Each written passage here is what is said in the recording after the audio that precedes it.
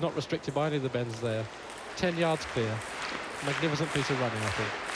And that time of 23.35, the best in the world this year. Now we're back at the high jump. The final chance for Nick Saunders to achieve the best ever high jump ever seen in Britain, indoors or out.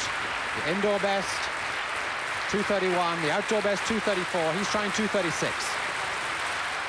Oh, no, what a shame, because he was so far clear when he went over 2:30, and he won the title. He became the national champion of England. In fact, of course, he's a Bermudan, and he beat Dalton Grant, but his attempts at 2:36 ultimately end, as so often the high jump does, in the three failures. But a fine athlete, and the winner at 2:30 with Dalton Grant, second at 2:24.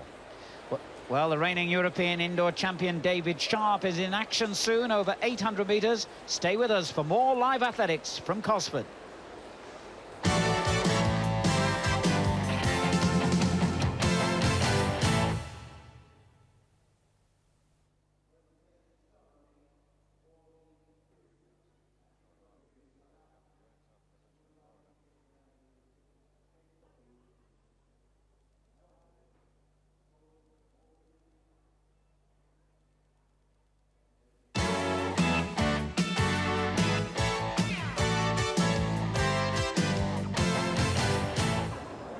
Hello and welcome back to the climax of these National Indoor Championships, sponsored by Pearl Assurance. Two very big races still to come. The men's 200 metres final. Can Linford Christie become the first man in history to win a sprint double at these championships? Addy Maffey, a former fierce rival, now a training partner, might have other ideas. And also the men's 800 metres as well. Now in that race is David Sharp, Steve Cram's training partner. I was with him over in the sunshine in Florida when the two of them were working out there. I know David Sharp enjoyed the sun. He wasn't too happy when he went to the altitude and cold weather in Colorado. He's still recovering from that at the moment, so perhaps don't expect too much from him. It was back in Budapest last year at the European Indoor Championships where David Sharp enjoyed his finest hour. David Sharp, the Geordie, the 21-year-old world junior champion, really produced the performance of his life at senior level in Budapest last winter. Sometimes he loses concentration in a race. No one's ever doubted his talent. Indeed, his times at his age better even than Seb Coe and Steve Cram achieved at a similar age. But this time he got his tactics absolutely right to take a glorious gold medal. David Sharp now back in the more familiar surroundings of wintry old Britain. And he had a couple of races while he was over in the United States, both of them disappointing, and he's some way short even at the moment of achieving the qualifying standard for the 800 metres for those European indoors. That's 1:49, so he may be deprived of the opportunity anyway of defending his title when the championships move on to The Hague in Holland. Seb Coe, incidentally, has already been selected for those Europeans, and Britain almost certainly will take its full complement of three athletes. Eakin Billy in the background there will also be in the field. Tony Morell, the Wolverhampton-based runner, another Geordie who produced one of the best times in the world last year, I gather is skipping out on the European indoors and aiming instead just at the World Indoor Championships in Budapest again in March.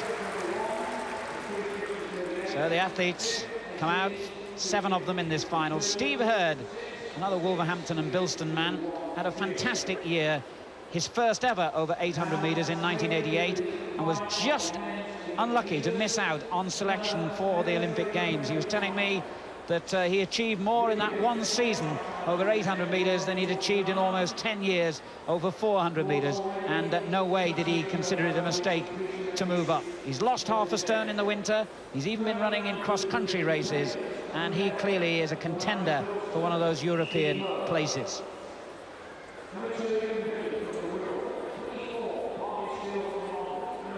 So there's the full lineup then. A couple of interesting youngsters in there. Paul Burgess from Wigan, he's just 18 and has held 3 English schools titles. David Sharp himself is only 21. John Griffiths, St Helens runner, I haven't seen much of, impressed in the heats. He's only 21 as well. And Martin Steele, a good, consistent runner.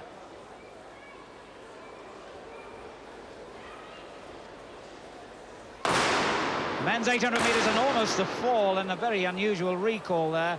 And I think that's quite right, actually, because with 7 men cramped in such a short space across the track, Steve, it wasn't the athlete who almost fell, it wasn't his fault, and it was right to be recalled, I think. Yes, I think it gives them all a fair chance. Second time out, there's David Sharp. I think everybody expects David to run well today, but as you say, he's perhaps finding form a little bit difficult to grasp at the moment. The one that did impress me yesterday, as you mentioned earlier, was John Griffiths from St Helens, a young lad wearing number 9 there, middle of the picture. He looked very keen, very sharp.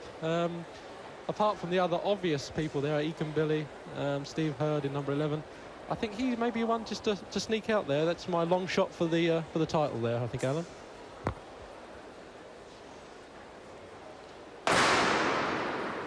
Away in more orderly fashion this time. The 18-year-old Paul Burgess was the one who almost fell, and now he makes sure he's out of trouble and goes straight to the head of the field. The tall figure of Steve Hurd at the back, and another little clash towards the rear of the field there as Martin Steele in the blue vest and red shorts takes up the lead. He's been in good form this winter, as I was saying, and has twice set personal best already indoors. Second in the Great Britain-West Germany International in Glasgow. 4 laps of the trackless race, remember, they've completed the first one in 28.83. Well, if there's one man I think that everybody didn't expect to be leading at the moment, it's Steve Hurd, because being the 400-metre runner, he's definitely got the sprint finish. But it's a slow old race, and there's been a lot of pushing and shoving and shunting, so he probably thinks it's the best place to be, Alan, at the moment, out in front, out of the way of the trouble. Hurd, big and strong, and obviously with his 400 metres background, has the finishing speed, which the others ought to know. 57 at 400 metres, the halfway point. Steve Hurd, perhaps unwittingly and maybe unwillingly, out in front. Martin Steele is second, David Sharp is third, John Griffiths is fourth. Moving up hard on the outside now is Eakin Billy. Oh, and a real clash there. For the second time in a week, Eakin Billy involved in a controversial incident as he and Martin Steele clashed. A lap to go. Hurd leads, Sharp second, Steele third, Billy fourth, Griffiths fifth. Steve Hurd down the back straight for the final time. David Sharp in the yellow vest comes to his shoulder. But Steve Hurd is looking mighty strong here. Off the final curve, it's a sprint to the line. David Sharp gets himself in front, and Sharp wins it. Hurd second, Steele third. The winning time, 1 minute 51, so a couple of seconds outside the required European qualifying mark, and a furious Eakin Billy is storming away down the back straight, away from the first 3. There he is. Now, last week, he was chopped by a West German athlete in the International in Glasgow. He had spike marks down the back of his leg. He was suffering from flu that week as well and wasn't at his best, and he's furious because he knows that otherwise, having recovered from flu, he's in good form, and is very angry not to have figured in the end of that race because of the incident, which we can see again now. Steve, well, maybe just a little bit late on it there to see what really happened. But this was his retaliation, if you like. Yes, it was a bit brutal, wasn't it? It was a scrappy old race. It even pushed David Sharp there onto the infield for a couple of strides. The whole race really was a bit dodgy, really. A lot of bumping, a lot of boring. In the last 100, really, the 2 men that kept out of all of that trouble, Steve Hurd and Sharp, really were running a race on their own. A lot of scrappiness going on behind. These two running I think a very, very good race tactically for Steve in particular, because I think it's giving him experience to lead and to feel what it's like to be tiring at the finish when someone's coming up on your shoulder. But as I say, Sharpie finding the form that perhaps he hasn't shown recently in his indoor races, but it wasn't very fast. And in a very sort of slow race, Sharp is always dangerous, I think, on that last 100 metres. There's Eakin Billy. I think quite justifiably he's upset, but I think he gave at the end there as good as he got. But a very scrappy race all told, I think. So David Sharp out of trouble throughout, and now he just has to worry about that qualifying time. Yes, it can be a contact sport, this athletics, but that's an unexpected bonus for David Sharp. Well, a busy couple of weeks we have coming up for you on ITV. Here's what's in store. Tim Hutchins will be the man to beat next Saturday. We're at the Riverside Bowl in Gateshead, where Britain's team for the World Cross Country Championships will be decided. In a fortnight's time, it's the European Indoor Championships. Linford Christie defends his title. Colin Jackson goes to the first leg of a European and World double on a brand new track in Holland. follow the Europeans with us on ITV. And of course, both Linford and Colin equalled their British records here today. Well, now a little appeal for you. It's the 25th year of these championships here. It's the 100th year of the outdoor 3As championships, and to mark the occasion they are mounting an exhibition, and they've asked me to appeal to you, the public, to help them out with some memorabilia. Hardest thing I think is probably getting that word out, to be quite honest, but they want pre-1900 18th century memorabilia. Old shoes, vests, books, posters, you name it. If you've got it, they want to see it, and they have guaranteed, of course, that everything will be returned. Don't send them to me. Get in touch with the 3As at this address if you have anything tucked away in the attic that you might think be of interest. Tony Ward will be the lucky man, and it might be an idea to perhaps give the 3As a ring on that number just to let them know what you have, to save them getting a lorry load of stuff they don't want at Francis House, where they still are, the 3As, Francis Street, London, SW1, and the number is 018289326. Back to the grand finale, and that's Linford Christie, the men's 200 metres, and Alan Parry. Yes, what a perfect way for a pretty spectacular 3A's indoor championships to end, with the possibility of Linford Christie completing a unique double. Incidentally, just momentarily harping back to David Sharp in that 800 metres, I believe that because he is a reigning indoor champion in the European division anyway, that he may well gain selection regardless of reaching that qualifying mark. So that'll be good news for him, as Linford Christie accurately measures his blocks. All this part of the precise build-up for all athletes. It's not just a question of going out on the track and running. You see them behind the track here, warming up and going through their rigorous routines for an hour or more before their events. They all have their ways of getting ready. Some just sit in the corner quietly, others bound up and down in the straight that the athletes use for their warm-ups, and others perform all kinds of histrionics and strange exercises. Linford Christie is one of the calmer ones. Calmness, no doubt, born of the knowledge that he's one of the best.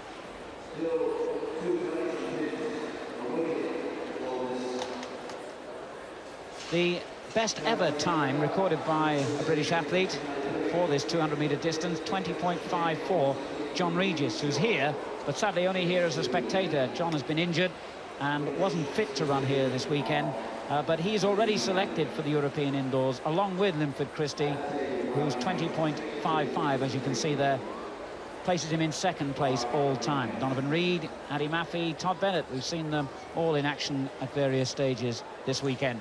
As Todd Bennett, in fact, was unlucky not to get through because he ran a fast 21.6 in the semi-finals, but that wasn't enough, as Christie and Adam both ran 21.2s last night, rather, I should say. And that shows that this is a very, very competitive 200-metre race. Donovan Reid runs in lane 1, now 25, Shaftesbury Barnard Harriers. He's got a bit of an ankle problem, I believe, at the moment. He was runner-up in these championships a year ago.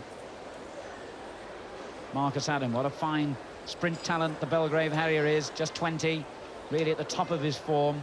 Former European junior champion, like the man next to him in lane 3. And that's Adi Maffei, now 22. An Olympic finalist over 200 metres at the age of 17. And then, in his own words, he lost his way too much too soon. Again, he's honest enough to admit he's changed his coach, he's changed his lifestyle in many ways, and he's looking back to something like the superlative form of the early days of his career. He's now coached by Ron Rodden and trains with the man who will run alongside him in lane 4, Linford Christie. There he is, European indoor champion in 1986 over 200 metres, and has the world's fastest time, or had it in 1988, 20.55. Linford Christie defends a remarkable record in this particular event. He's won the last 2 titles, 4 championships in all, that's a record, and he's now been in, I think it's 10 successive finals, and has placed 8 times. So, Steve Ovett, can he do it? Can he make a bit of history? Can he win his second sprint title? Well, I think the lane draw's been very kind to him. It's given him a draw which I think perhaps will favour him, because he does like coming off the last bend very hard and trying to overhaul everybody in the last 50 metres almost. But Adi Mafi on the inside, definitely those two are going to be a real tough old race. Reid in 1, Adam 2, Mafi 3, Christie 4. The meeting running a little behind schedule now, but this won't take long.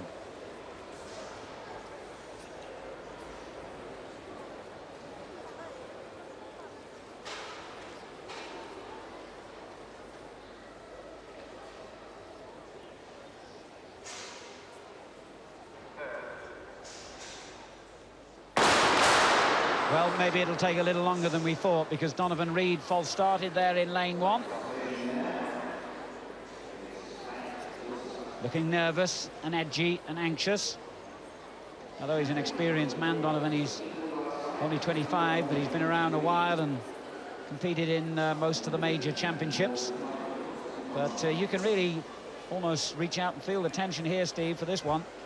Yes, the red flag goes down there for Donovan, but I think he knows at the moment it's going to be very, very tough to use that lane 1 to any advantage against these sort of boys. So he's hopefully was trying to get a little bit of a flyer there, I think, but as we saw, they pulled him back.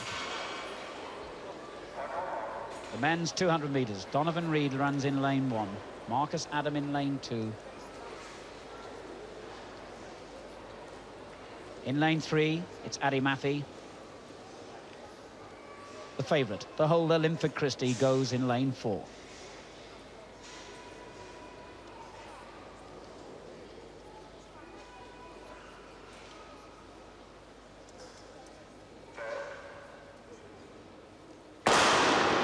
Away cleanly this time. Mafi made a good start. So too did the youngster Marcus Adam. Christie looking smooth on that top end, left-hand side of the picture. Mafi running really well inside him. Christie powers off the bend. Watch for Adam as well, the youngster on the inside. But Christie, supreme as ever, gets it in 20.95 seconds. A new championship best.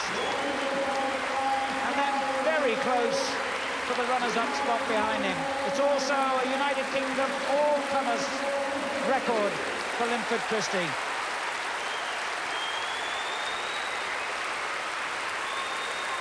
Well, Steve, the race that we expected, and it didn't let us down, did it?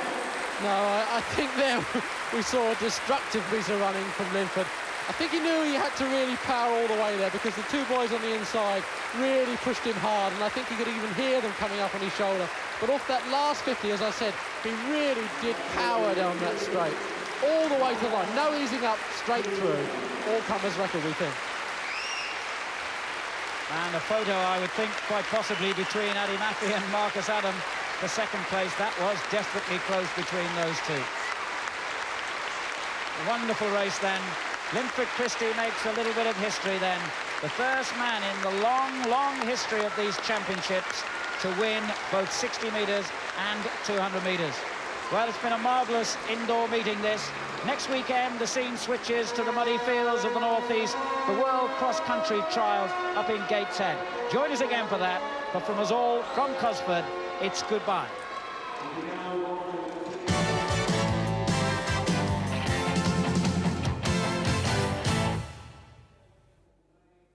Well done, Andy. Leslie, thanks very much.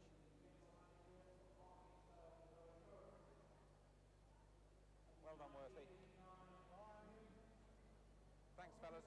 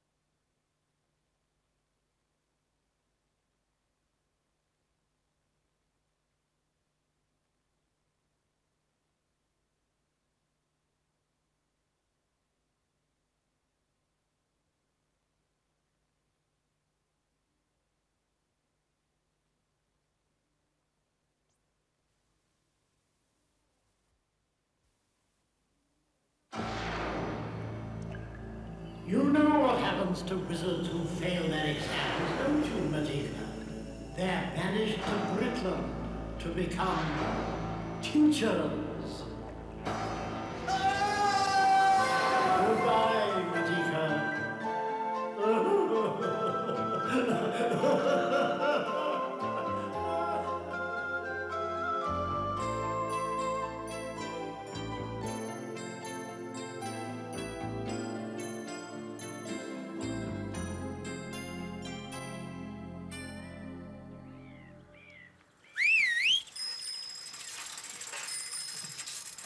Off to school, Majika?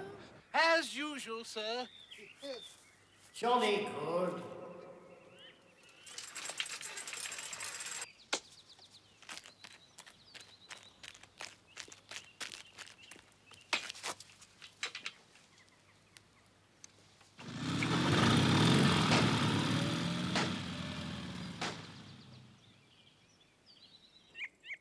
Isn't today the 37th of July in the Britland calendar, Majika? Well, what difference does that make, sir?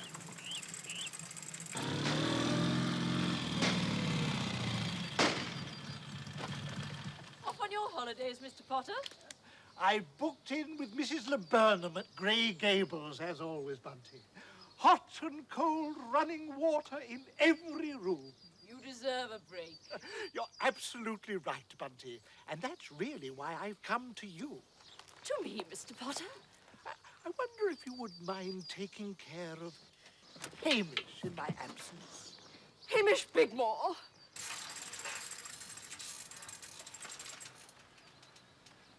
Mr. Potter! Oh, but I already have Thomas Gray staying. Not to mention the school guinea pig and a tank full of school tadpoles. Well, I'm sure you can squeeze one more in, Bunty. Couldn't someone else have him, Mr. Potter? Well, I did, of course, think of Mr. Majika. But unfortunately, he wasn't in when we called at the windmill. Was he, Hamish? Gone away? Where have you gone, Mr. Potter? Pleasant holiday, Mr. Potter. Bye, Mr. Potter.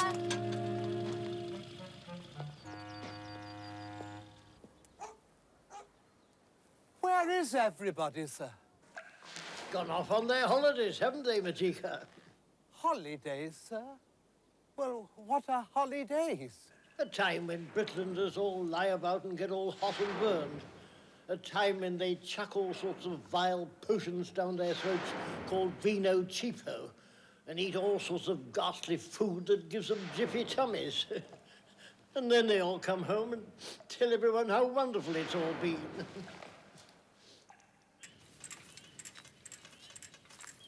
So, how will you be spending your holidays? My holidays, sir? Well, I've no idea, sir.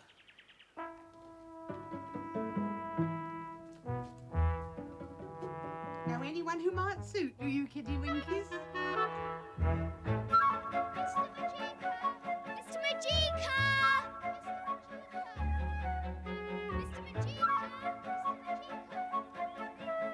Found something useful to do already, Majika? Oh, yes, sir. Yes.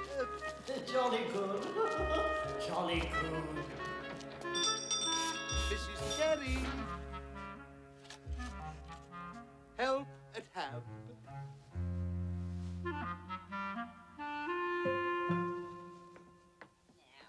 it's all perfectly straightforward, Mr. Majorca. Majika. Yes, in fact, any living mortal could do it. Oh, yes, yes. Barty tea.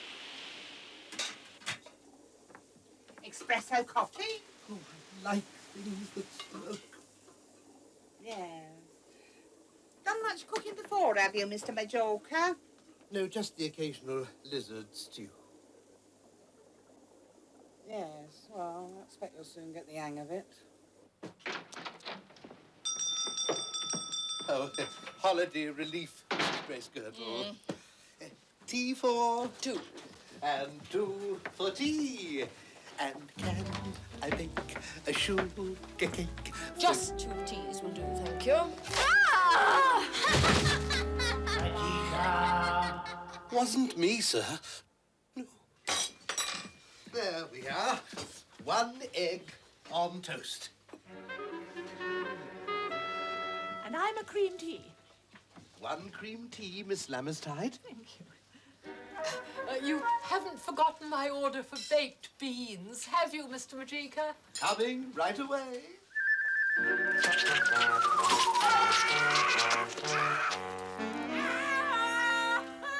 Come, children. Now, children. Oh, no! No, please, don't go. No! Please wait! Don't go! Nothing wrong, is there, Majika? No, sir, I just can't seem to get the hang of Britlander food, sir. You couldn't possibly... Yes, Majika? Send me a little help, could you, sir? Could be difficult. Everyone's out gathering nuts and may at present. Still... What about Witch Stitchwort, sir? She's renowned for her ditchwater dumplings. Leave it with me. I'll see what I can do. Oh, thank you, sir.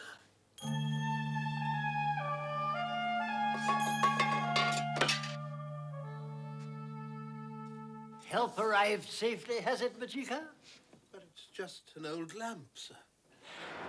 Not just any old lamp. It's a Walpurgian lamp, isn't it, Majika? And you know all about Walpurgian lamps, don't you? Well, not really, sir. Well, use it wisely, Majika. It's yours just till Mrs. Cherry returns.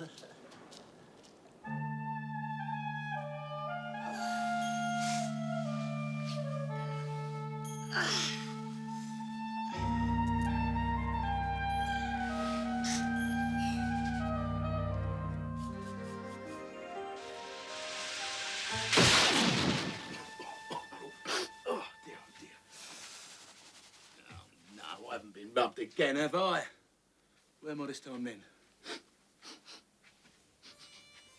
Do I detect a whiff of spicy Singapore? A Casbah in old Casablanca? A sink in the sunny Sahara? No, it's the cherry tree tea rooms, much party. Much what? No, that can't be right. I'm more like an exotic sort of bloke, see, Gov? Yes, but can you cook? Cook? Me? No. Then why did the worshipful wizard send you down here? Lamp? Me? Me lamp? See? Yeah. Are you a genie? Got it in one, Squire. Very good, yes. Then why don't I remember you from Walpurgis? I think it's it. I'm normally stuck in there. Yeah. On account of my unusually bad luck. Really? Yeah, see, thing is, whenever I get rubbed, I normally end up being won by some right prat. Right then, Gov. Where do you want me to start?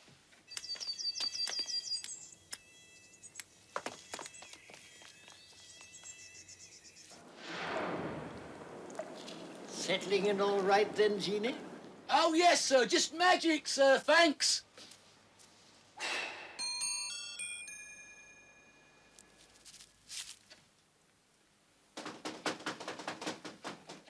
Oh, Melanie, Thomas. We've come back to help you, sir. You still want us to help, don't you, sir? Oh, well, of course I do, Thomas. It's just that... Oh, no! Is it that there's someone else here, sir? Fizzling ferrets! Yes. Not someone from Walpurgis, sir. Not another wizard. No, it's a genie. Caw!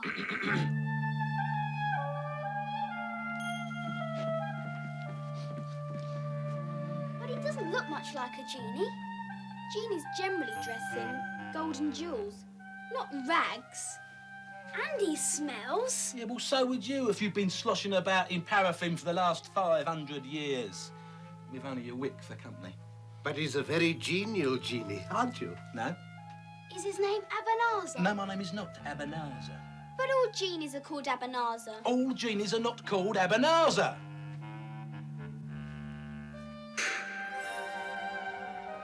G'day. My name's Jim. Jim? Oh, yeah, Jim Genie. I've got a brother called Jeremy Genie, a sister called Geraldine Genie. But how did you become a genie in the first place? Well, how should I know? I suppose someone must have rubbed me mum up the wrong way. Well, Squire, eh? Oh, the place does you credit, Jim. Yeah, thanks very much, Squire. Now then, is there any particular outfit you want me to wear? Outfit? To attract the right sort of clientele, may I recommend my dumb waiter's outfit? Oh, that'll do nicely, eh? Oh, thanks very much, Squire.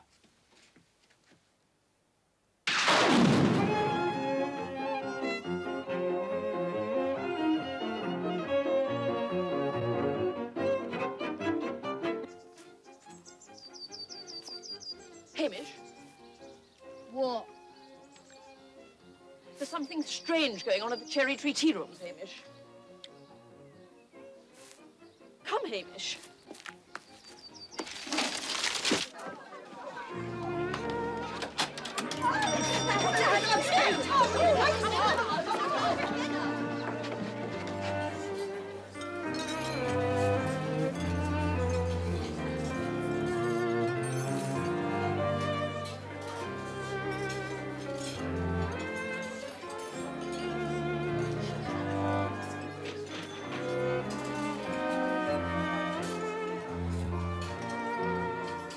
A table required by a clutch of crones, Squire. Oh, Miss Lammerstein, Miss Quisley, what a pleasure to see you again. We were attracted by the music, Mr. Majika. The Walpurgian Fright Orchestra, madam. Just flown in special. Oh, and that's Melody's mummy, Jim. Oh, really, Squire? With her little friend, Hamish Bigmore. Me first. I'm always first, and I want the biggest, creamiest cake. Oh, coming right up, Hamish.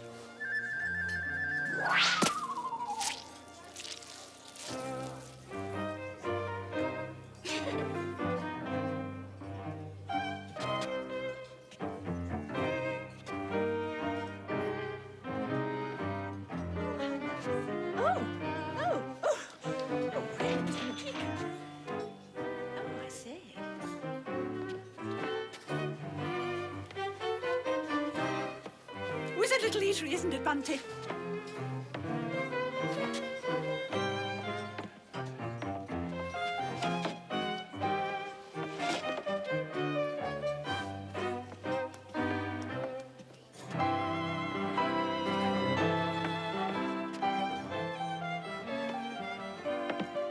Here we are, ladies. One smoked trout. One toad in the hole. And one rather special Welsh rabbit.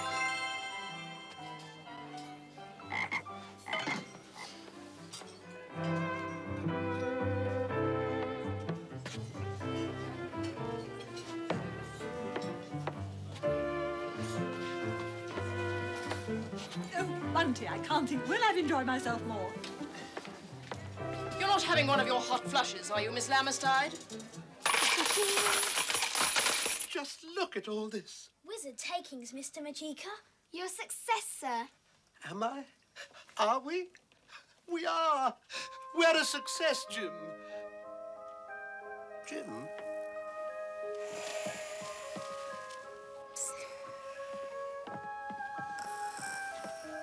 Poor Jim. He's all worn out, sir. Well, he has worked very hard.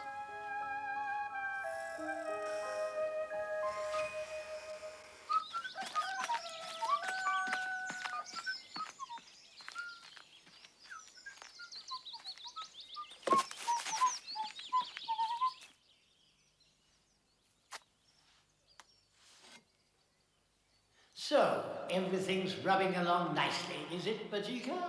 Oh, yes, sir. Yes, just splendidly, sir. Come along, children. Aren't we lucky we've got such a lovely day for our trip to the seaside? Do we have to go, Mummy? We'd much rather stay here, wouldn't we, Melanie? Nonsense.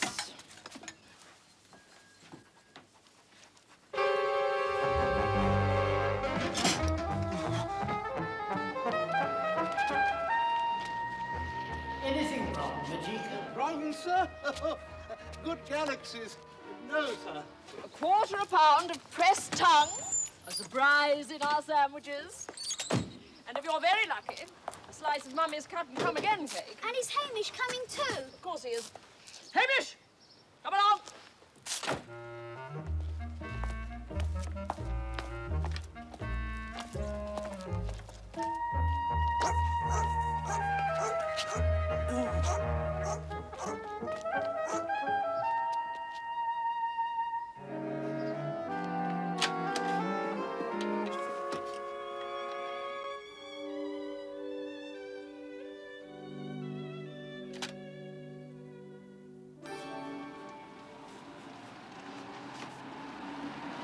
What's that you got there, Hamish?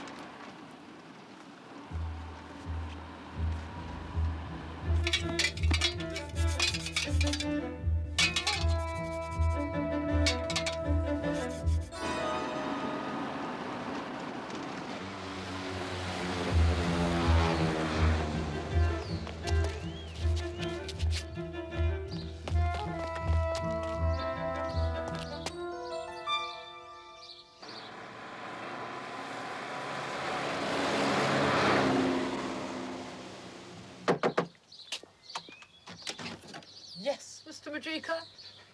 Got anything that needs a good rubbing, Miss Quisling?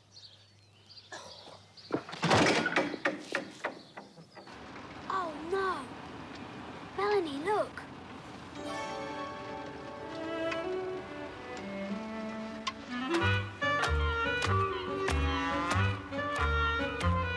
That's good, children.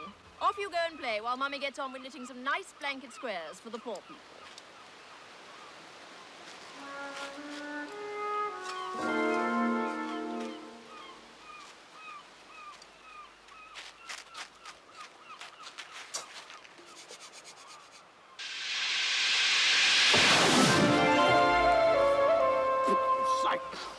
Yellow dust and half get up your nose, didn't it, eh?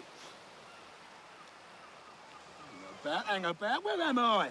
This ain't the Cherry Tree Tea Rooms, match bar tea. How'd I get here then? You were stolen Nicked?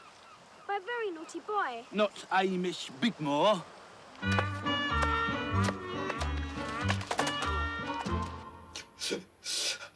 I've lost my lamp.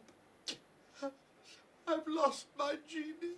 But I belong to apprentice wizard Majika. He'll be wondering where I am, won't he? We know, Jim.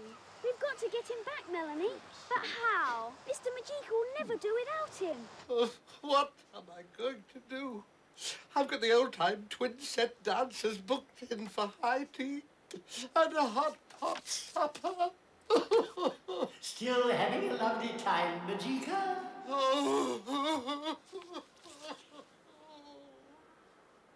Thomas, Melanie, Tiffin.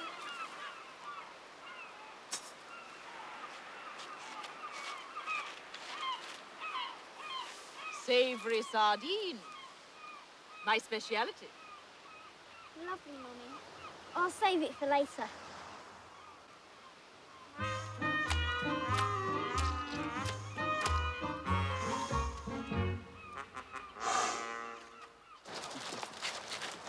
Sandwich? I'm not a sandwich, Sonny. I'm a sand genie! No, Jim. In Britland, a sandwich is something to eat. Eh? Oh. What, is it like squashy fish and stuff like that, is it? Mummy's savoury sardine. A bit whiffy, isn't it?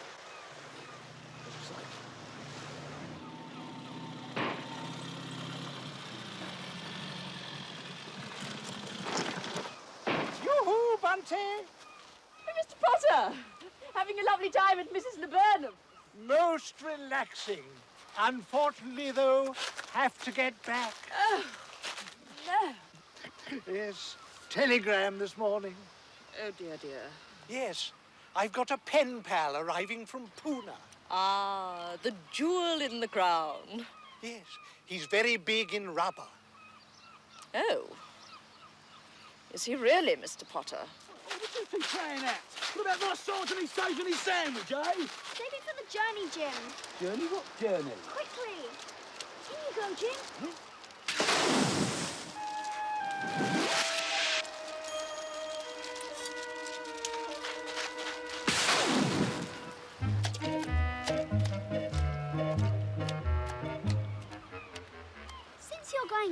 Mr. Potter. Could you possibly give this to Mr. Majika?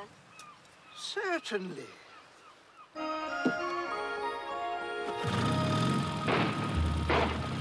Hey! What the heck's going on?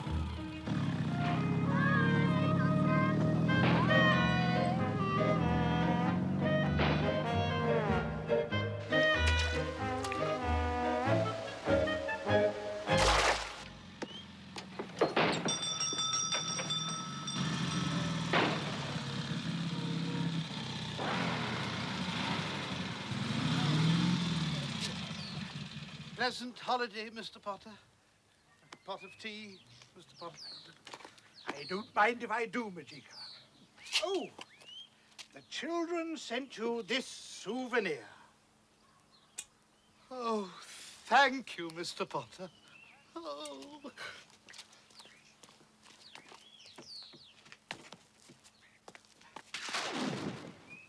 Can I tempt you to a tart, sir? Oh, I say, that's rather... Oh, well, I'll certainly have one of those. Magnificent.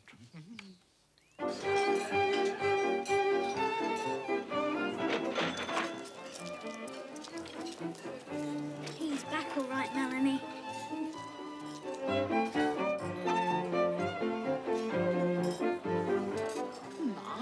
My, you have done well, Mr. Majorca. Majika and Jim, Mrs. Cherry. Would Madam like her ham on or off the bone? Oh. Is he your friend? No, my genie. His genial acquaintance. Yes. And here's something for you, Mr. Majorca. For me, Mrs. Cherry. Souvenir from my holiday, Mr. Majorca. Castanets. Oh, how lovely.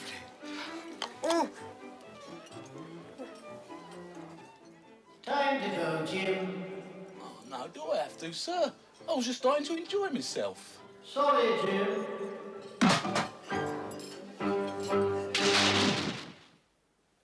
So long then, Squire. It's been fun while it lasted, Jim. In fact, I don't know what I'd have done without you.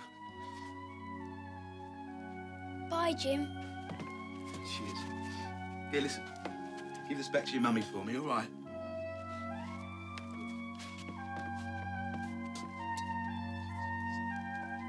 Ready for liftoff, sir?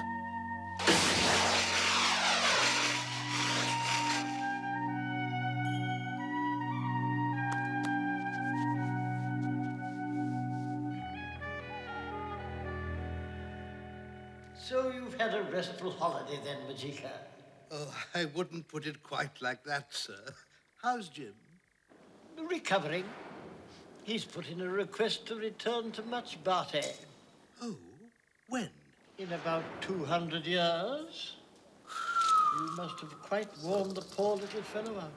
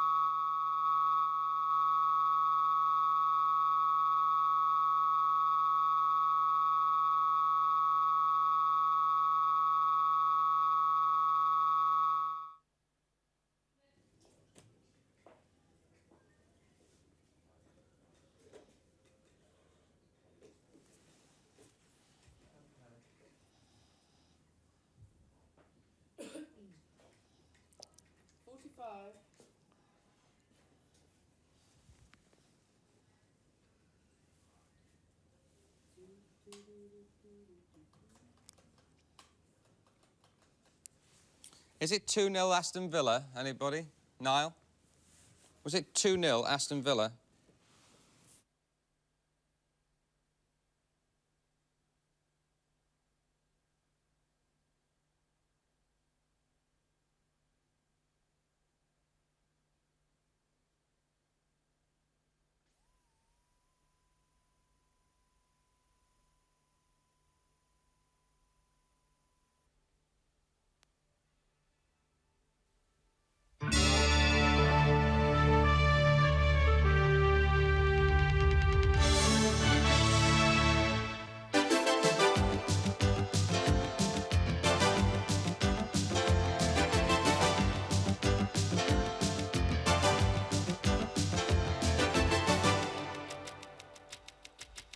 No change at the top. Perry Groves for Arsenal, but it was a long time coming against West Ham. Sweet revenge, nonetheless, for their FA Cup defeat a few weeks ago. Well, it actually finished 2-1 at Highbury. Alan Smith got the decisive goal. Arsenal's lead at the top, 3 points, as Norwich won at Charlton. Right then, one of the other teams with realistic aspirations of the Championship: Coventry, Liverpool, Nottingham Forest and Millwall. Manchester United, of course, playing tomorrow. Cyril Regis gave Coventry the initiative at Middlesbrough, but the Sky Blues' winning sequence wasn't extended. Ian Rush scored for the 3rd successive game. John Aldridge for the 4th, but only a point for Liverpool at Newcastle. Nigel Clough's 12th and 13th of the season, enough to stretch Nottingham Forest's winning run to 10. Luton lose at home for only the 2nd time. Jimmy Carter for Millwall, who'd lost their previous 3 games. It was against Queen's Park Rangers, who've now lost 5 on the trot. And in the 2nd division, a hat-trick for Chelsea's Gordon Durie inside 22 minutes at Walsall. He ended up with 5. Right, the first 2 are confirmed. Arsenal beating West Ham by 2-1. Alan Smith's 18th goal of the season after 60 minutes proved decisive. Julian Dix pulling a late one back for West Ham, who've now just won twice in the league in 14 matches. Charlton 1, Norwich 2, another very fine performance by Norwich. Garth Crooks gave Charlton the lead. They'd won their previous 4. And then Malcolm Allen, after 55 minutes, equalised. He got 4 in the Cup last week. Andy Townsend, who scored so many valuable goals for them this season, including winning goals at Manchester United and Liverpool, getting the winner there after 67 minutes. We're still waiting for confirmation of the match at Middlesbrough. It's 1-1 at the moment. Bernie Slaven's 10th of the season, equalising Cyril Regis's opener for Coventry after 35. Newcastle 2, Liverpool 2, a very lively match indeed in atrocious conditions. Mirandinha put Newcastle in front 3 minutes. Ian Rush equalised. Frank Pingle, Danish international, his first goal for the club, put Newcastle in the lead again. And then almost immediately, John Aldridge, his 14th of the season, equalising for Liverpool in 4th place this morning. Queen's Park Rangers 1, Millwall 2. Very fine performance that by Millwall after the demoralising FA Cup defeat by Liverpool last week. Jimmy Carter putting them in front. Tony Cascarino's 14th of the season, making it 2. Mark Falco pulled one back, a penalty for Queen's Park Rangers after 79 minutes. Without a win this year in major competitions. Luton 2, Nottingham Forest 3. Gary Parker put Nottingham Forest in front. Mick Harford equalised a minute later. Nigel Clough penalty, Forest back in front. Kingsley back, equalising for the 2nd time for Luton. Nigel Clough's 2nd goal of the game won it. Nottingham Forest are now averaging 3 goals per game this year. Everton 1, Wimbledon 1, a final score. Laurie Sanchez put Wimbledon in front after 10 minutes. The man who scored the winning goal in the Cup final, of course. And Everton equalised through Graham Sharp, a penalty. He got 2 against Plymouth in the Cup in midweek. That was after 44 minutes. Vinnie Jones was sent off for butting the Everton captain, Kevin Ratcliffe. Derby 3, Southampton 1. Goals for Derby: Trevor Hebbard, Paul Goddard and Dean Saunders, his 9th of the season, his 2nd in 10 games. Francis Benali, a new name to all of us here, got Southampton's consolation goal. Kevin Moore, the Southampton defender, was sent off. 2 bookable offences against Dean Saunders. And Aston Villa 2, Sheffield Wednesday 0. Graham Taylor had spent quite a bit of money this week, and Nigel Callaghan certainly repaid his transfer fee with the opening goal. Nigel Callaghan playing his first game for Aston Villa, scoring after 25 minutes. David Platt's 12th of the season made it 2-0 after 36 minutes. Right, well, now racing, and that superb hurdler Desert Orchid ensured a huge turnout at Sandown this afternoon. David Ellsworth's Flying Grey going in the 2:30. Although Kildimo was expected to provide the most serious challenge, with 2 fences to jump, Desert Orchid almost neck and neck with Pegwell Bay. And they're in line for home, and Kildimo's in 3rd place, and 2 out is Pegwell Bay, but Desert Orchid jumps that superbly and gets a tremendous roar from the crowd, and Pegwell Bay now comes under pressure, and they race down towards the final fence, and it's Desert Orchid and Pegwell Bay, and Desert Orchid takes it! Desert Orchid from Pegwell Bay on the far side, Kildimo back in 3rd, but Pegwell Bay is sticking to his guns. Will the Orchid bloom? It's Desert Orchid finishing fast, and Desert Orchid blooms. Desert Orchid wins. Desert Orchid from Pegwell Bay and Kildimo. This is what the crowd wanted. Charter Party was back in full. And the result of the race called Gainsborough Handicap Chase, the 2:35 at Sandown. First, Desert Orchid, the 6-5 favourite. Second, Pegwell Bay at 4-1, and the third horse, Kildimo, at 2-1, and 4 ran. Well, what a fantastic finish by a fantastic horse. Got your breath back, Bob? He's the classifieds. Bob Colston again. Yes, thanks, Elton. And we begin with Barclays League Division 1. Arsenal 2, West Ham 1. Aston Villa 2, Sheffield Wednesday 0. Charlton 1, Norwich 2. Not on the pools, Derby County 3, Southampton 1. Everton 1, Wimbledon 1. Luton 2, Nottingham Forest 3. Middlesbrough 1, Coventry 1. Newcastle 2, Liverpool 2. And Queen's Park Rangers 1, Millwall 2. Division 2. Barnsley 2, Brighton 2. Blackburn 2, Bradford City 1. Bournemouth 2, West Bromwich Albion 1. Ipswich 1, Crystal Palace 2. Leeds against Sunderland is a late result. Leicester 0, Hull 2. Oldham 3, Watford 1. Plymouth 0, Birmingham 1.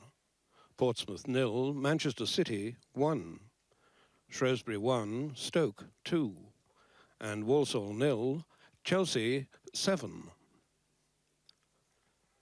Division 3. Aldershot 5, Northampton 1. Blackpool 2, Wigan 0. Bristol Rovers 0, Cardiff 1. Bury 2, Chesterfield 1. Chester 3, Reading 0. Fulham 1, Huddersfield 2. Gillingham 0, Brentford 0. Not on the pools, Notts County 2, Mansfield 1. Port Vale 0, Wolves 0. And Sheffield United 4, Bolton 0. Division 4. Burnley 1, Torquay 0. Carlisle 0, Scunthorpe 3. Crewe 2, Hereford 1. Doncaster 1, Rochdale 1.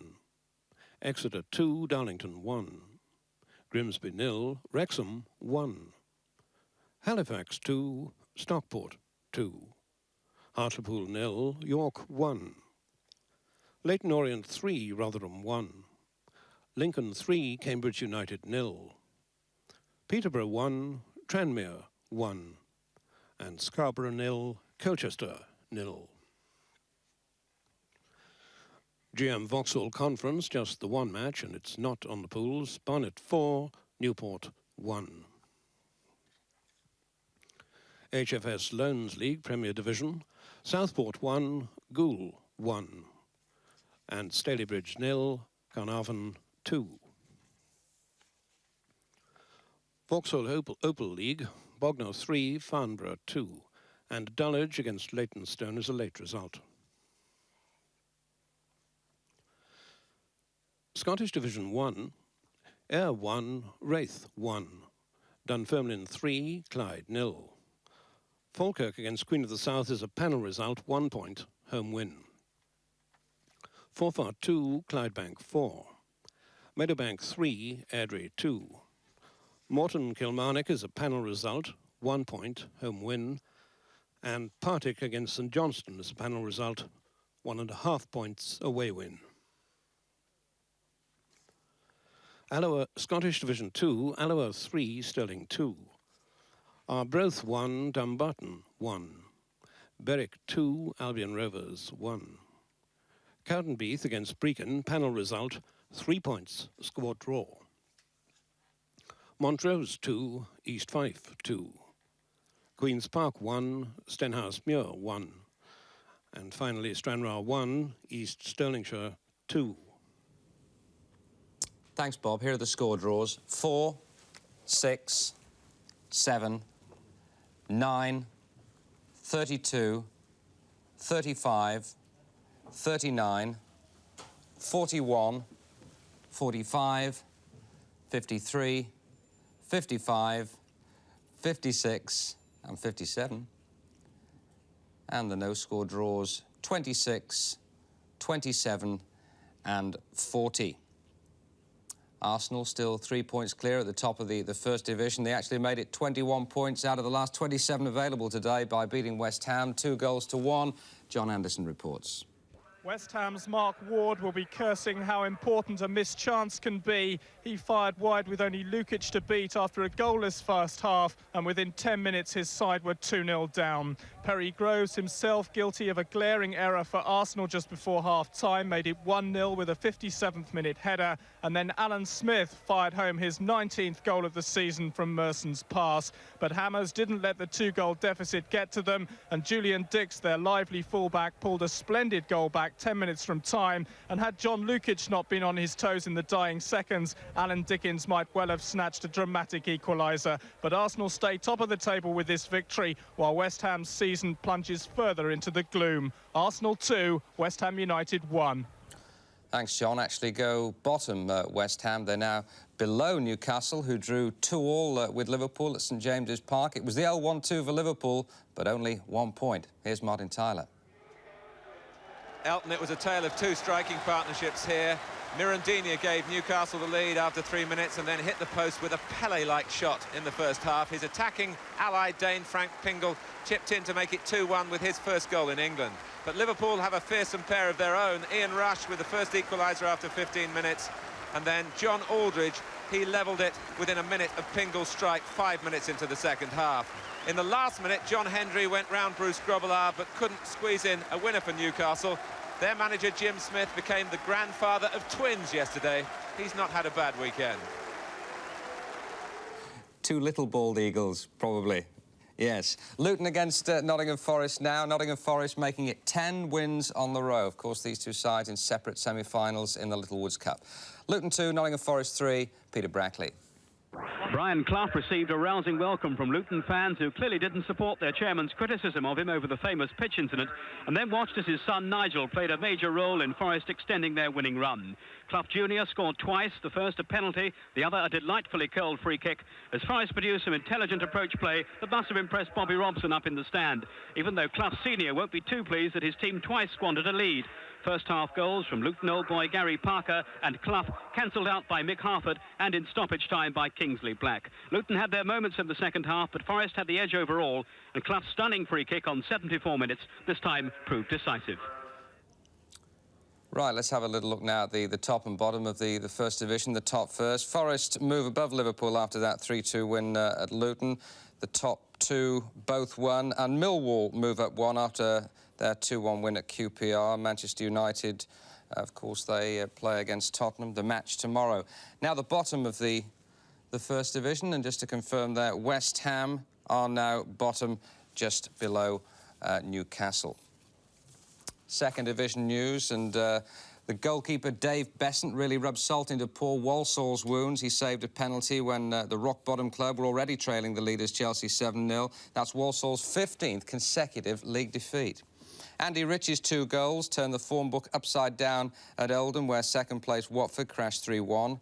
Ian Wright also hit 2, won a penalty as Crystal Palace won at Ipswich, despite having Jeff Hopkins sent off 3 minutes from time. Shrewsbury's Phil Priest knocked in the fastest goal of the day after just 45 seconds, but that left Stoke with too much time. They came back to win 2-1. Keith Edwards made it 10 goals in 6 matches to take his season's tally to 20, with both goals in Hull's win at Leicester. And Manchester City's Nigel Gleghorn kept up the pressure at the top by scoring the only goal of the game at Portsmouth. Just time for the rugby news, and despite Rob Andrews' 100th international point, it was a sad day for England at Twickenham. Andrew and fellow kicker John Webb between them missed 8 kicks as England allowed Scotland to escape with a 12-all draw. And at Cardiff, Wales lost to Ireland. Don't forget the match tomorrow. Bye-bye.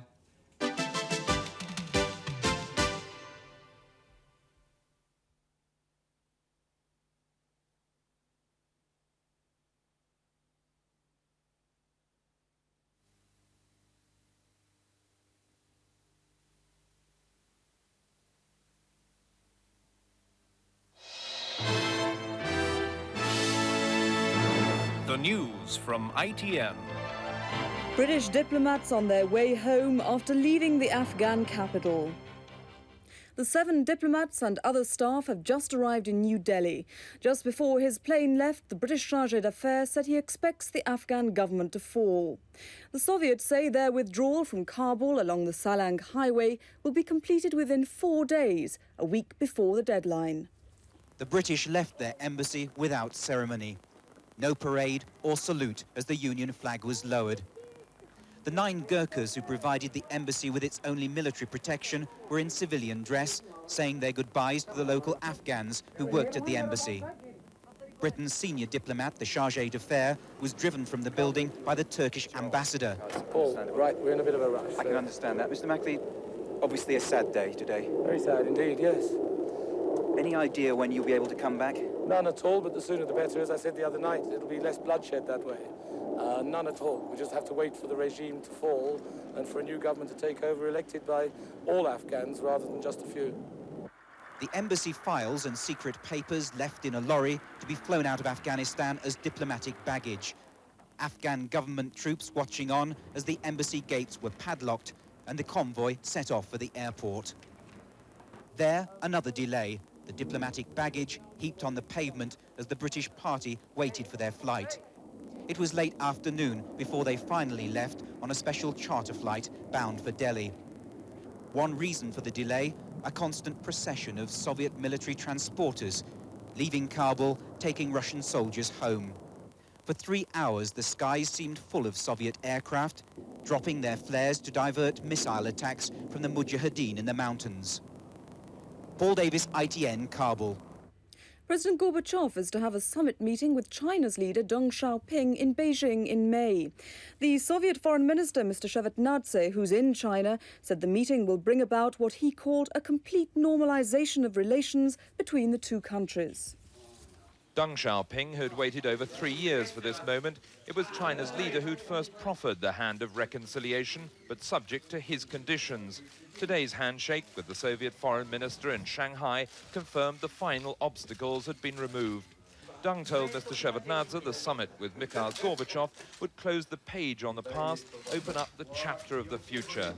At 84, he knows it could be one of the last major achievements of his 60-year political career. As he lit a cigarette, Deng looked fit and healthy, despite recent rumours to the contrary. Certainly, Sino-Soviet relations haven't looked better in 30 years, as Mr. Shevardnadze told a news conference in Beijing that they were both committed to removing reasons for conflict. They'd narrowed their differences over Kampuchea and agreed to reduce troop numbers along their common border, with a view to international peace. We agree to create a new world political order without prejudice to the interests of third countries and for the benefit of the entire international community. Police have charged a man with manslaughter following the death of 5-year-old Simon Moore. His body was discovered in undergrowth near Edgeworth Station in London a week ago, just half a mile from his home. He was last seen riding off on his new BMX bike to meet friends. Prison governors have arranged crisis talks with the Home Office Minister, Mr. Hogg, for Monday over what they call the anarchy at Wandsworth Jail. The Home Office has drawn up emergency plans to handle a possible national walkout by prison officers over the staffing dispute.